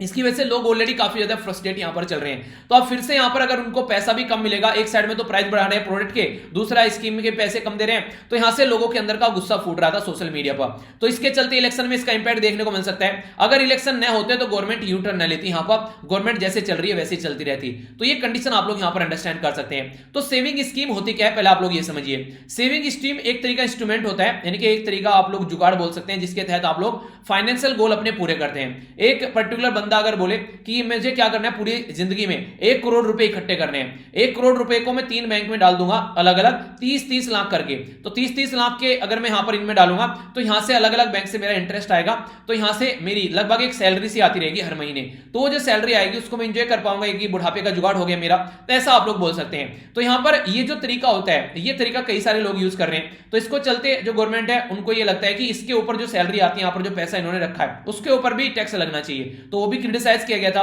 तो यहां पर ये जो इंस्ट्रूमेंट होता है ये पर्टिकुलर एक पीरियड के लिए आप लोग अपना गोल सेट करते हैं कि यार इतना पैसा इकट्ठा कर लेते हैं, फिर हम लोग आसानी से अपना बुढ़ापा काटेंगे। तो ये government of India, public sector bank या फिर जो फाइनेंशियल इंस्टीट्यूशन होते हैं उनके द्वारा ये स्कीम लॉन्च की जाती है। जैसे अगर बात करें, अगर कई सारे इंस्ट्रूमेंट जैसे कि national saving certificate, public provident fund, किसान विकास पत्र या फिर सुकन्या समृद्धि जो स्कीम है यहाँ पर, ये तो कई सारी ऐसी स्कीम है जो कि जिनके अंदर जाकर आप लोग यहाँ पर इन्वेस्टमेंट कर सकते हैं। तो इन पर जो रेट मिल रहा था वो रेट यहाँ पर घटा दिया गया था, यानी कि अब यहाँ पर कम पैसा मिलेगा अगर इनके अंदर पैसा डालते हैं तो ये बेसिकली अगर पहले तो किया गया कि हाँ इसको ऐसा करते हैं, फिर इसको ओवर टर्न एक तरीके से एक टर्न कन्वर्ट कर दिया। तो बोला जा रहा है कि ये जो स्टेप यहाँ पर गवर्नमेंट के द्वारा उठाया जा रहा है ये बिल्कुल गलत स्टेप था। यहाँ पर सेविंग इंस्ट्रूमेंट जो है वो एक तरीके से यहाँ पर लोगों के लिए जो जिसके मेहनत की कमाई रहती है पूरी जिंदगी की, तो लोग सोचते हैं कि थोड़ा सा वहां से पैसा आता रहे। तो इनके द्वारा देखिए क्या किया गया, पहले यहाँ पर बात की जा रही है क्वार्टर 2020-21 में। यहाँ पर क्या था, यहाँ पर जब फर्स्ट क्वार्टर था इसका तो यहाँ पर लगभग 7.9 यानी कि 8% या फिर 7% तक यहाँ पर पैसा मिलता था आप लोगों को, पर लेकिन अभी घटाकर कितना कर दिया, 6.4 कर दिया है। तो ये जो 6.4 किया गया है इससे गवर्नमेंट को कितना फायदा देखने को मिलेगा, इसको लगभग 12 लाख करोड़ का गवर्नमेंट को फायदा देखने को मिलेगा अगर इतना घटा रहे हैं यहाँ पर। तो 12 लाख करोड़ जो है गवर्नमेंट को अब एक्स्ट्रा खर्च करना पड़ेगा जो कि यहाँ पर इनके द्वारा कट किया गया था सेविंग इंस्ट्रूमेंट स्कीम में। तो इसके चलते यहाँ पर ये अभी इनके द्वारा ऑर्डर जो है वो विड्रॉ कर लिया गया है, बोला कि हम लोग ऐसा कुछ नहीं करने वाले हैं, ठीक है। तो स्टेटस को यानी कि यथास्थिति बना दी गई है गवर्नमेंट के द्वारा, पर लेकिन ये जरूरी नहीं है यथास्थिति कंटिन्यू रहने वाली है, तो ये देखने वाली बात होगी। तो इस तरीके से ये तो बोला गया कि देखिए ब्यूरोक्रेटिक पार्ट पर तो ऐसा हो नहीं सकता है, यानी कि जो भी आईएएस ऑफिसर जो भी यहाँ पर जो डिसाइड करते हैं, बेसिकली जो रेवेन्यू सर्विसेज के अंदर रहते हैं, जो आप लोग सिविल सर्विस के थ्रू जाते हैं, वो तो डिसाइड कर नहीं सकते ऐसा कुछ चेंज। ये बेसिकली हुआ क्या है, 5 जो एरिया में अभी इलेक्शन चल रहे हैं उसके चलते यहां पर ये चीजें सामने निकल कर आ रही है, क्योंकि हमारी कंट्री में जो अपोजिशन है वो मुद्दे को उठा रही है कि अनएम्प्लॉयमेंट कितना ज्यादा चल रहा है, इनके लोगों को जॉब नहीं मिल रही है, महंगाई बढ़ रही है, ठीक है। तो ये सारी चीजें जो है ये इस तरीके से इंपैक्ट डालेगी। तो एक तरीके से जो लोग वोट डालने जाते हैं उन्हीं के ऊपर ज्यादा इंपैक्ट पड़ेगा, तो उसके हिसाब से यहां पर ये डिसीजन लिया गया है, ठीक है। यानी कि वोटिंग को ध्यान में रखते हुए डिसीजन लिया गया है, तो ये सोचने वाला मुद्दा है। और इसी के बाद में एक और इंपॉर्टेंट बात बताई गई है राइटर के द्वारा, ये भी आप लोग आंसर राइटिंग में नॉर्मली यूज कर सकते हैं। डीरेगुलेट कर दिया गया हमारी कंट्री में डीजल और पेट्रोल का प्राइस, यानी कि इंटरनेशनल लेवल पर बढ़ेगा तो बढ़ेगा और घटेगा तो घटेगा, पर लेकिन फिलहाल ड्यूरिंग इलेक्शन में यहां पर इसको फ्रीज कर दिया गया है। जब यार ऑलरेडी आप लोग डीरेगुलेट कर चुके हैं तो फ्रीज क्यों किया गया? ये तो प्राइस बढ़ता हुआ आ रहा था, पर लेकिन इलेक्शन में नहीं बढ़ रहा है, तो फिर डीरेगुलेशन कैसे रह गया? इसका मतलब ये कि इलेक्शन के लिए यूज किया जा रहा है। देखिए, जिनको ये लगता है ना कि जो मॉडल कोड ऑफ कंडक्ट लग गया तो कुछ भी गलत काम नहीं किया जाएगा। अभी आप लोग देखिए रजनीकांत साहब को यहां पर क्या किया गया, उनको दादा साहब फाल्के अवार्ड दिया गया, तो इलेक्शन का ही एक तरीके से मुद्दा आप लोग बोल सकते हैं। दूसरा यहां पर डीरेगुलेट प्राइस फिक्स हो गए, अब तक तो ये चेंज हो रहे थे, तो ये भी इलेक्शन का मुद्दा देखने को मिल सकता है। तो पावर में चाहे बीजेपी हो चाहे कांग्रेस हो, कोई भी गवर्नमेंट अगर पावर में है तो देखिए वो कोई भी इलेक्शन चल रहा है तो वहां पर डायरेक्ट और इनडायरेक्ट वे में अपना फायदा उठा सकते हैं, वहां पर ये इस तरीके के स्टेप उठाकर, ठीक है।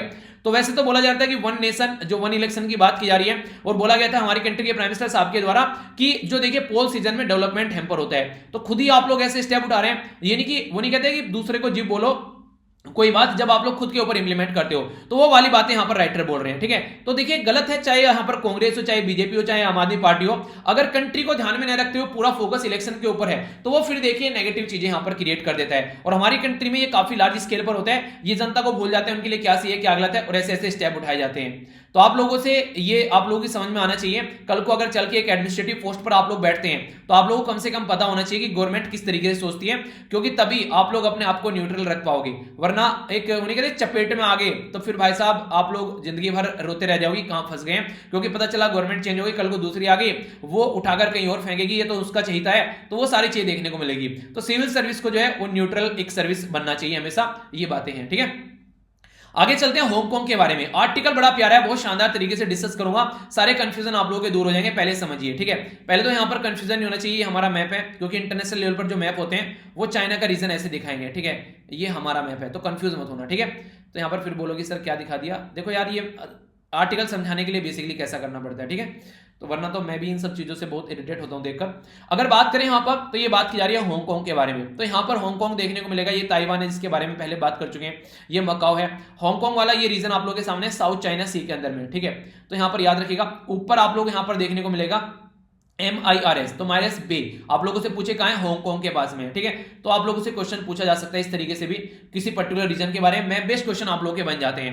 देखिए हांगकांग के बारे में आखिर क्या न्यूज है और क्यों ये न्यूज में समझ लेते हैं। पहले हांगकांग जो है, पहले इससे रिलेटेड क्वेश्चन भी आप लोगों के सामने, China is keener on टाइटिंग it's grip on Hong Kong, यानी कि चाइना जो है वो हांगकांग के ऊपर अपनी टाइट ग्रिप बनाना चाहता है, कंट्रोल करना चाहते हैं। वाइडनिंग द डेमोक्रेटिक बेस जो बोला जा रहा है वो यहां पर गलत बात है, यानी कि वाइडनिंग ऐसा नहीं कि वहां पर डेमोक्रेटिक चीजें बढ़ा रहा है, वो ऐसा कुछ नहीं कर रहा है, वो अपनी पकड़ बना रहा है। पकड़ कैसे बना रहा है वो हम लोग समझेंगे। तो हांगकांग जो है वो यहां पर चाइना के साथ में कनेक्ट है, कब से, 1997 से। 1997 में जो ब्रिटिश गवर्नमेंट थी, जो ब्रिटिश रूल किया करते थे हांगकांग के ऊपर, उन्होंने ये किसको दे दिया, ये दे दिया यहां पर चाइना को, और बोला यहां पर SAR यानी कि स्पेशल एडमिनिस्ट्रेटिव रीजन बनाकर आप लोगों को रखना है। ये एक बेसिक रूल हो गया हांगकांग के लिए कि इसके हिसाब से चलेंगे। तो 1997 से लेके आज के में 24 साल पूरे हो चुके हैं, तो अब तक का यहां पर ये इसी के हिसाब से चलता हुआ आ रहा था हांगकांग आज तक, अगर आप लोग इसको काउंट करेंगे, यानी कि हांगकांग जो था 1997 से स्पेशल एडमिनिस्ट्रेटिव जो रीजन है उसी के हिसाब से काम कर रहा था, जो कि बेसिक तरीका है यहां पर काम करने का।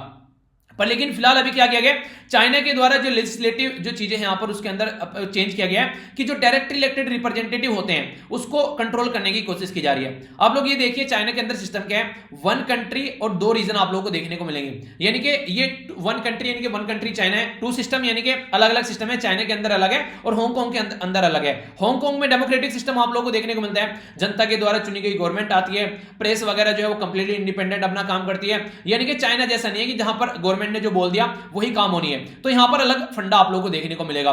तो उसी फंडे को ध्यान में रखते हुए यहां पर भी बात की जा रही है। बात क्या की जा रही है वो समझिए। कंडीशन यहां पर यह है कि हांगकांग के बारे में अगर आप लोग बात करते हैं आज के डेट में, तो हांगकांग जो है यहां पर ये ऐसा क्रिएट माहौल करके रखता है कि जैसे कि एक नॉर्मल इंडिपेंडेंट कंट्री है, ऑटोनॉमी यहां पर रहती है। तो चाइना उस ऑटोनॉमी को खत्म करना चाह रहा है। खत्म कैसे करेगा? जो इलेक्टेड लोग होते हैं, अगर वो चाइना के चुने हुए लोग यहां पर आकर बैठ जाएं तो फिर चाइना का कंट्रोल हो जाएगा हांगकांग के ऊपर। तो वही कंट्रोल करने की कोशिश कर रहा है। अब कैसे वो समझ लेते हैं। वन कंट्री टू सिस्टम बोला है, तो हांगकांग के अंदर फ्री प्रेस है, प्रोटेस्ट कर सकते हैं आराम से। इसी के साथ में प्रो डेमोक्रेसी अपोजिशन है, यहां पर सारा काम करते हैं। चाइना के अंदर कोई अपोजिशन नहीं है। इवन चाइना के अंदर अगर कोई भी जरा सा भी कुछ बोल देता है तो उसकी जो है पतलून टाइट कर देते हैं। चाइना के अंदर इतना ज्यादा है, जो बेसिकली गवर्नमेंट के हाथ में पावर है वहां पर। अगर बात करें मार्च 30 में चाइना के द्वारा क्या हरकत की गई, इनके द्वारा बोला गया कि स्टैंडिंग कमेटी ऑफ चाइना, ये नेशनल पीपल्स जो कांग्रेस है, उनके द्वारा अप्रूव किया गया कि हांगकांग का जो इलेक्टोरल सिस्टम है, ठीक है, उसके अंदर रिड्यूस किया जा रहा है जो डायरेक्टली इलेक्टेड रिप्रेजेंटेटिव होते हैं। यानी कि मतलब क्या है कहने का मतलब यह कि जो डायरेक्टली इलेक्ट कर जो लोग आते हैं उनको घटाया जा रहा है। अब कितना घटाया जा रहा है समझिए। टोटल मिलाकर 70 लोगों की यहां पर असेंबली है। 70 लोगों में से 35 लोग जो हैं वो डायरेक्टली इलेक्टेड आते हैं और 35 लोग जो हैं वो एक तरीके से चाइना के नुमाइंदे भी बैठाए जा सकते हैं, ठीक है। तो जो 35 लोग हैं यहां पर ये जो इलेक्ट होकर आते हैं, इनकी जो पोस्ट है ये घटाकर कितनी कर दी है? 15 घटा दी गई है। 35 में से इसको घटाकर 20 कर दिया गया, यानी कि 20 लोग ही डायरेक्टली इलेक्टेड होंगे। तो ये 70 की थी यहां पर असेंबली, अब इसमें और 20 लोग यहां पर ऐड कर दिए गए हैं। तो यानी कि टोटल तो 90 की होगी असेंबली, पर लेकिन जो डायरेक्टली इलेक्टेड होकर आएंगे वो होकर आएंगे ओनली 20। बाकी के 70 जो होंगे वो यहां पर इनडायरेक्ट वे में यहां पर पोस्ट पर पहुंचेंगे। और जो कौन होंगे? जो चाइना के द्वारा यहां पर अपॉइंट किए जाएंगे। तो ये बोला गया कि हमने तो और ज्यादा वाइड कर दिया है बेस। वाइड बेस कहां से कर दिया? तो सारे आप लोग अपॉइंट करोगे इनके, तो ये तो वाइड बेस हो नहीं गया, ये तो कंट्रोल करने वाली बात होगी। और दूसरा यहां पर ऑलरेडी इलेक्टेड लोगों को आप लोग कम कर रहे हैं, तो ये वाइड कैसे हो गया बेस? तो वो नहीं कहते कि दिखाना कुछ और, हाथी के दांत खाने कुछ और, दिखाने कुछ और। लोगों को दिखा रहे 70 से बढ़ाकर भाई साहब 90 कर दिए। आप लोग 90 लोग अब आप लोग देखिएगा, पर लेकिन ये नहीं दिखा रहे कि हम लोगों ने 35 जो थे इलेक्टेड उनको घटाकर 20 कर दिया है, तो ये और भी ज्यादा कम हो गए। और इसी के साथ में जो 20 आए हैं यहां पर, ये जो 20 लोग यहां पर आएंगे, इन 20 को भी डायरेक्टली ले जाएगा, इन 20 को भी यहां पर ये चेक किया जाएगा, ठीक है। इनका एलिजिबिलिटी क्राइटेरिया को चेक करने के लिए एक रिव्यू कमेटी बैठा दी गई है कि वो देखेगी एलिजिबिलिटी क्राइटेरिया क्या देश के हित में काम करते हैं, ये क्या इनके अंदर जो एक तरीके से देशभक्ति है वो सारी चीजें इनके द्वारा चेक की जाएगी। यानी कि जो 20 भी आने वाले हैं वो 20 भी आराम से नहीं आएंगे यहां पर, वो 20 भी यहां पर उसके लिए एक कमेटी बैठाई गई है जो कैंडिडेट की यहां पर जो basically candidate eligibility review committee ये यहां पर चेक करेगी। और इंपॉर्टेंट बात पता है क्या है? इन 20 जो कैंडिडेट जो एलिजिबिलिटी रिव्यू कमेटी है, अगर ऑलरेडी कोई रिप्रेजेंटेटिव है यहां पर ये 20 में से, वो यहां पर इसका पार्टी बन सकता है, यानी कि इसको बिल्कुल अपने कंट्रोल में रखा जाएगा। तो ये एक तरीके से जो प्रो एस्टेब्लिशमेंट जो बॉडी थी उसको अपने कंट्रोल में यहां पर एक तरीके से ये उसको अपने कंट्रोल में करने की कोशिश की जा रही है, जो कि एक इंडिपेंडेंट डेमोक्रेटिक बॉडी हुआ करती थी। तो लेजिस्लेटिव काउंसिल जो LGCO है यहां पर ये बेसिकली रिड्यूस की जा रही है, डायरेक्टली इलेक्टेड जो मैंने अभी आप लोगों को बताया। और इसी के साथ में आप लोग यहां पर जाकर किसी को बोल भी नहीं सकते कि भाई साहब ऐसी हरकतें कर रहे हैं यहां पर ये, यानी कि आप लोग यहां पर कहीं पर इसकी गुहार भी नहीं लगा सकते हैं जिस तरीके से ये चीजों को टाइट कर रहे हैं, ठीक है। तो नो स्कोप फॉर चैलेंजिंग, आप लोग इसको चैलेंज ही नहीं कर सकते हैं। तो इस तरीके से आप लोग समझिए। तो इलेक्शन जो कमेटी है, जो मेंबर रहेंगे, वो यहां पर एक तरीके से सारा जो लीगल रिक्वायरमेंट होगी वो चेक करेंगे। तो ये 20 भी कौन कौन आने हैं ये भी खुद चाइना वाले ही डिसाइड करेंगे। तो इसके चलते आप लोग देखते हैं कि एक टाइट कंट्रोल हांगकांग के ऊपर आ जाएगा चाइना का, जो कि यहां पर कंट्रोल करना मुश्किल होगा, तो कोई इसको सुधार नहीं पाएगा। तो ये तमाम मुद्दे यहां पर बताए जा रहे हैं। आप लोग क्या राय है, सही है या फिर गलत है, तो आप लोग अपनी राय बता सकते हैं। तो यहां पर हांगकांग जो था उसके बारे में याद रखिएगा, क्वेश्चन बन सकता है एग्जाम में। पहले ब्रिटिश के अंदर था और ब्रिटेन के अंदर अभी स्पेशल एक यहां से वीजा भी दिया जा रहा है हांगकांग वालों को, ताकि अगर कोई ब्रिटेन की सिटीजनशिप लेना चाहता है तो वो ले सकता है। जिसके चलते फिलहाल जो है अभी रिसेंटली रिलेशन जो है वो खराब चल रहे हैं, जो यूरोपियन कंट्री है और जो आज के दिन में हांगकांग है। तो देखते हैं आगे चल के कैसे चीजें नॉर्मल हो पाती है, ठीक है। तो ये पूरा मुद्दा है, मुझे लगता है कि कोई डाउट होगा आप लोगों के माइंड में। पहले यहां पर काफी बड़ा प्रोटेस्ट भी होता हांगकांग में, वो इसलिए था कि हांगकांग के अंदर अगर कोई जो चाइना के खिलाफ कुछ गलत बात बोलता है तो हांगकांग के अंदर से निकाल के उसको चाइना में ले जाया जाएगा और चाइना में उसको सजा दी जाएगी। यानी कि हांगकांग में अगर चाइना के खिलाफ कुछ बोला तो चाइना में निकालकर उसको सजा दी जाएगी ले जाकर, ठीक है। तो इसके ऊपर प्रोटेस्ट हुआ कि हमारी कंट्री के लोगों को आप लोग वहां ले जाकर सजा क्यों देंगे, क्योंकि चाइना में तो उसको तुरंत फांसी पर लटका देंगे। तो ऐसी हरकतें देखने को मिलती है। तो चाइना बड़े गेम खेलता है। जैसे जिंगजियान वाले रीजन में जो हरकतें चल रही है तुर्की के साथ में, इसके द्वारा अपना एक सेटल कर लिया गया कि अगर कोई हरकतें यहां पर होती है तुर्की में भेजकर उसको सजा दिलाई जाएगी, क्योंकि ये माना था कि तुर्की एथनिक लोग हैं, तुर्की की जो मूल एथनिक से रिलेटेड यहाँ पर ये लोग हैं, मतलब अपनी इमेज खराब ना हो, दूसरों से हरकतें करा दो। जैसे नहीं ऐसा अगर कुछ भी होता है यूएसए इजराइल से करा लेता था पहले, जिसकी पिटाई करनी होती है इजराइल को पावर देता था बेसिकली। तो ये सारी चीजें आप लोगों को देखने को मिलेगा इंटरनेशनल लेवल पर। आज के में पाकिस्तान से काम करवा रहा है चाइना इस तरीके की हरकतें करवा रहा है, और नॉर्थ कोरिया से भी इस तरीके की हरकतें करवा रहा है चाइना, इनको कंट्रोल में अपने ले चुके हैं। तो ये सारा इंटरनेशनल पॉलिटिक्स होती है। इंटरनेशनल लेवल पर ना कोई दोस्त होता है ना कोई दुश्मन होता है, प्रॉफिट बेस पर काम करते हैं। तुमको फायदा हो रहा है मुझसे, मुझे फायदा हो रहा है तुमसे, तो ठीक है, नहीं हो रहा है तो फिर उसके बाद में किसी और को देखते हैं। तो ये वाली बात चलती है बेसिकली यहाँ पर, ठीक है। तो कोई भी इसके बारे में कुछ लिखने के लिए तो मुझे लगता है कोई डाउट आप लोगों को होना चाहिए। आगे चलते हैं, यहाँ पर प्लेस ऑफ वर्शिप के बारे में बात की जा रही है। इसके बारे में मैंने आप लोगों से डिस्कस किया था, मैंने बोला था 29 को। तो 29 को एक आर्टिकल आया था, तो ये जो राइटर है यहाँ पर ये उसी का अपोज करते हुए अपनी बातें यहाँ पर लिख रहे हैं। बोल रहे हैं कि यार ऐसा कैसे आप बोल सकते हो। तो उसके जो यहाँ पर जो आर्टिकल लिखा गया था यहाँ पर ये दुष्यंत साहब के द्वारा, तो उसको अपोज कर रहे हैं यहाँ पर ये। तो इसके बारे में समझेंगे। अब ये आर्टिकल भी कौन लिख रहे हैं, तो पहले आप लोग इनका नाम भी थोड़ा सा जान लेना चाहिए। सुब्रमण्यम स्वामी साहब जो है, ठीक है। तो यहाँ पर ये एक और पर्सनैलिटी के साथ मिलकर आर्टिकल लिख रहे हैं। तो इनका मानना क्या है, और पहले आप लोग ये समझिए एक्ट क्या है। एक्ट क्या है पहले ये समझिए। जो एक्ट है यहां पर प्लेस ऑफ वर्शिप 1991 का, इस एक्ट में ये बोला गया कि देखिए 1947 से पहले हमारी कंट्री में जो कंडीशन थी, ठीक है, और फिर देश आजाद हो गया। अब जो मान लीजिए कोई पर्टिकुलर जगह यहां पर मंदिर बना हुआ है, ठीक है, ये पर्टिकुलर जगह यहां पर कोई मस्जिद बनी हुई है, ये पर्टिकुलर जगह यहां पर कोई गुरुद्वारा बना हुआ है। तो अगर 1947 से पहले यहां पर जो सिचुएशन थी, ठीक है, अब 1947 के बाद में जो सिचुएशन हो गई यहां पर, तो आगे भी वो ऐसे ही कंटिन्यू रहेगी। आप लोग आगे आज की डेट में आजादी के बाद में ये नहीं बोल सकते कि उस टाइम पर तो यहां पर ये किया गया था, मस्जिद तोड़ी गई थी, मंदिर बनाया गया था, मंदिर तोड़ा गया था, मस्जिद बनाया गया था, अब यहां पर हम लोग फिर से मस्जिद और मंदिर बनाएंगे। यानी कि जैसे अभी ये राम जन्मभूमि वाला जो विवाद था यहां पर, अभी यहां पर बाबरी मस्जिद को तोड़कर मंदिर बनाया गया, तो ऐसा कोई भी और केस कंट्री में देखने को नहीं मिलना चाहिए। ऐसी बात यहां पर बोली गई थी इस पर्टिकुलर एक्ट के अंदर, वरना देश में जो एक नॉर्मल जो चीजें हैं, एक सौहार्दपूर्ण जो माहौल है, उसमें खनन पड़ जाएगा और काफी ज्यादा दिक्कत देखने को मिलेगी। तो अभी एक केस पहुंचा यहां पर सुप्रीम कोर्ट के अंदर में, पिटीशन डाली गई कि आखिर ऐसा क्यों ना किया जाए, क्योंकि फंडामेंटल राइट है रिलीजन को लेकर हमारे खुद के। तो अगर हमारे फंडामेंटल राइट का कोई हनन कर रहा है, हम लोग अपनी कल्चर को सहेजने की कोशिश करें, तो ये जाना चाहिए कोर्ट में, क्यों नहीं जाना चाहिए। तो जो राइटर थे यहां पर, जो 29 मार्च को लिखा गया था, उन्होंने बोला था कि सुप्रीम कोर्ट ने ये केस अपने हाथ में लेकर एक नया पिटारा खोल दिया है। अगर इस पे अब आगे बातें होगी और डिस्कस होंगी चीजें, तो रिलीजन के नाम पर आप लोग जानते हैं कि लोग जो है कितने सेंसिटिव हैं, तो ये गलत इंपैक्ट डाल सकता है। तो इनके द्वारा ये बात बोली गई थी कि सुप्रीम कोर्ट को इसके अंदर नहीं घुसना चाहिए, इस एक्ट को सुप्रीम कोर्ट को रिव्यू नहीं करना चाहिए। तो ये यहां पर 29 वाले आर्टिकल में बोला गया था। अभी सुब्रमण्यम स्वामी साहब क्या कह रहे हैं कि देखिए आप ऐसा नहीं बोल सकते हैं। रीजन क्या है, क्योंकि अगर बात करें जुडिशियल रिव्यू जो है वो सुप्रीम कोर्ट का बेसिक स्ट्रक्चर के अंदर आता है। और बेसिक स्ट्रक्चर कहां से आता है, ये केशवानंद भारती का केस था 1973 का, उसमें यह बोला गया था कि देखो यार जो पार्लियामेंट है उसको सारी पावर दे रखी है कि तुम कुछ भी चेंज कर लेना, पर लेकिन बेसिक स्ट्रक्चर चेंज नहीं कर सकते आप लोग। अब आप लोग बोलेंगे सर ये बेसिक स्ट्रक्चर क्या है, बेसिक स्ट्रक्चर ये क्या है ये भी मुझे नहीं पता है। क्यों नहीं पता है मुझे, क्योंकि सुप्रीम कोर्ट ने ये बोला है कि बेसिक स्ट्रक्चर कोई फिक्स नहीं है, हम लोग केस टू केस डिसाइड करेंगे वो क्या है। तो ये एक तरीके से ऐसा हो गया कि सामने वाले को बोल दे कि सारा काम कर लो तुम, ठीक है, यानी एक तरीके का ये घर है, ठीक है, इस घर में ये 4-5 कमरे बने हुए हैं, ठीक है, आप लोग क्या कर सकते हैं, ये जो घर की बाउंड्री है ना, ये बाउंड्री आप लोगों को चेंज नहीं करनी है, जो कमरे की नींव है वो आप लोगों को चेंज नहीं करनी है कि कमरे वहीं पर ही रहने हैं, इसके अंदर सोफा यहां धरना है, टीवी यहां लगाना है, फ्रिज यहां रखना है, या फिर यहां आप लोगों को क्या करना है, ये सारी चीजें आप लोग डिसाइड कर सकते हैं। पर लेकिन ना तो आप लोगों को बाउंड्री चेंज करनी है रूम की, ना आप लोगों को बाउंड्री चेंज करनी है इसकी।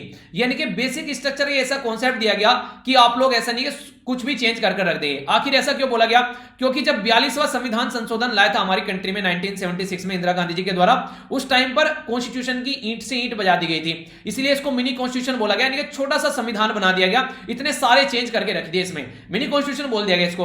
तो आगे फिर से कोई और गवर्नमेंट ऐसी हरकतें न कर सके। तो 1973 में केशवानंद भारती का केस आया और उसने बोला कि बेसिक स्ट्रक्चर लेकर आओ भाई साहब यहां, वरना फिर से पता चला कोई एक नया कॉन्स्टिट्यूशन बराबर में बनाकर रख दिया गवर्नमेंट के द्वारा, क्योंकि जब गवर्नमेंट के ऊपर पड़ती है तो किसी भी हद तक जाती है। तो इसलिए यहां पर एक बार लगा दी गई कोर्ट के द्वारा कि भाई साहब कुछ भी चेंज करोगे तो हम उसका रिव्यू करेंगे, और अगर बेसिक स्ट्रक्चर का कॉन्सेप्ट के खिलाफ हुआ तो हम उसको नल एंड वॉइड करार दे देंगे। जैसे national judicial appointment commission, NJAC, ये क्या आया कि जुडिशरी के अपॉइंटमेंट में यहां पर जो गवर्नमेंट है वो भी पार्टिसिपेट करेगी, तो उन्होंने बोला ये हमारी इंडिपेंडेंसी के खिलाफ है और ये बेसिक स्ट्रक्चर का हनन कर रहा है, ठीक है। तो सेपरेशन ऑफ पावर की बात की जाए तो यहां पर आप लोग इस तरीके से नहीं कर सकते, तो इसको नल एंड वॉइड करार दे दिया गया।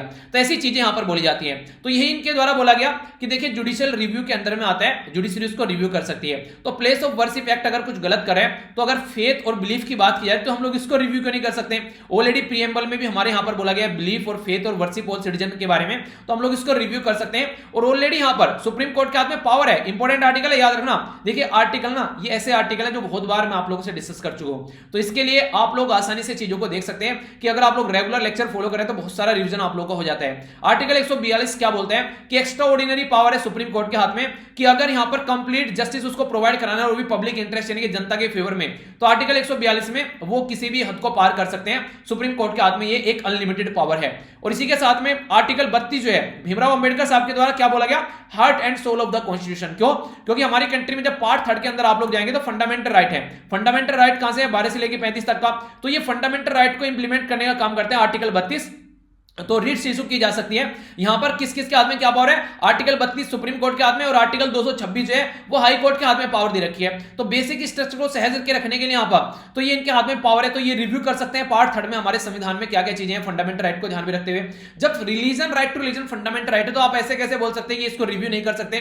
तो किसी भी एक्ट को यहां पर रिव्यू किया जा सकता है। तो यहां पर चाहे प्लेस ऑफ वर्शिप एक्ट ही क्यों ना हो, अगर कल को फिर से कोई मुद्दा आता है ऐसा कोई कि एक और मस्जिद को तोड़कर मंदिर या फिर एक और मंदिर को तोड़कर मस्जिद या फिर कोई और जगह पर किसी और जगह के लोगों को यहां पर ये एक रिलीजन को फॉलो करने को वहां पर बैठा दे लगा, तो ये रिव्यू किया जा सकता है। क्यों इसको आप लोग रोक रहे हैं? तो ये पूरा समझ में आ गया, अब कोई कंफ्यूजन नहीं होना चाहिए, ठीक है। तो यहां पर एक तरीके से एक नया पिटारा खुल रहा है, ऐसा आप लोग बोल सकते हैं, जो कि सोचने वाला मुद्दा है रिलीजन के नाम पर। ओके, आइए अब क्वेश्चन का आंसर देख लेते हैं। भारत 22 जो स्कीम है यहां पर जिसके बारे में मैंने आप लोगों से बात की, ये डिसइन्वेस्टमेंट के बारे में है, ठीक है। तो याद रखिएगा यहां पर डिसइन्वेस्टमेंट को बढ़ाने की कोशिश की जा रही है गवर्नमेंट के द्वारा। अब डिसइन्वेस्टमेंट क्या होता है? मान लीजिए कोई एक पर्टिकुलर कंपनी है, जैसे LIC के बारे में बात कर लीजिए, 100% शेयर गवर्नमेंट के पास में, तो गवर्नमेंट क्या करे, मान लीजिए इसके 5% शेयर उसको आज के दिन प्राइवेट के हाथ में देने हैं, तो ये 5% डिसइन्वेस्टमेंट हो गया। जब ये डिसइन्वेस्टमेंट जो है ये बढ़कर 51% हो जाता है तो फिर प्राइवेटाइज बोल देते हैं। क्यों? क्योंकि अब तो गवर्नमेंट के हाथ में माइनॉरिटी शेयर आ गए 49%, मैक्सिमम शेयर यहां पर 51 किसी और के हाथ में चले गए, तो अब डिसीजन मेकिंग पावर जो है इनके हाथ में आ गई है, तो अब इसको आप लोग प्राइवेटाइज बोल देते हैं यहां पर। तो डिसइन्वेस्टमेंट और प्राइवेटाइजेशन में जो लिमिटेशन का डिफरेंस है, जितना ज्यादा बेच दिया जाएगा, अगर 51% से ज्यादा हो गया 51%, तो फिर यहां पर वो अब यहां पर डिसीजन ले सकता है, ठीक है। तो ये याद रखेगा, तो आंसर इसका बी हो गया। ओके, और जो मैंने आप लोगों को वीडियो बोला था वो देख लेना, एक स्कीम की भी जो बेसिकली जो थीम्स हैं वो भी मैंने आप लोगों के लिए एक छोटी सी वीडियो डाली थी, वो भी देख लेना। सारा रिवीजन अपना करते रहिए, पॉलिटी वगैरह देखते रहिए, अपना जो भी है सारी चीजें अच्छे से अपना ध्यान रखिए, ठीक है। और हेल्थ का ध्यान जरूर रखिए यार थोड़ा सा, जो काफी ज्यादा जरूरी है। और यहाँ से जाकर PDF डाउनलोड कर लेना। जो मार्च की मैं जो मॉर्निंग वाली वीडियो आती है 4 बजे वाली, और जो ये वाली वीडियो आती है, कंबाइंड PDF यहाँ पर प्रोवाइड करा दूंगा, और यहाँ पर भी आप लोग कनेक्ट हो सकते हैं। तो नेक्स्ट लेक्चर में मिलता हूँ, बड़ों को नमस्ते, छोटों को प्यार, छोटी सी लाइफ एंजॉय करा। तब तक के लिए जय हिंद।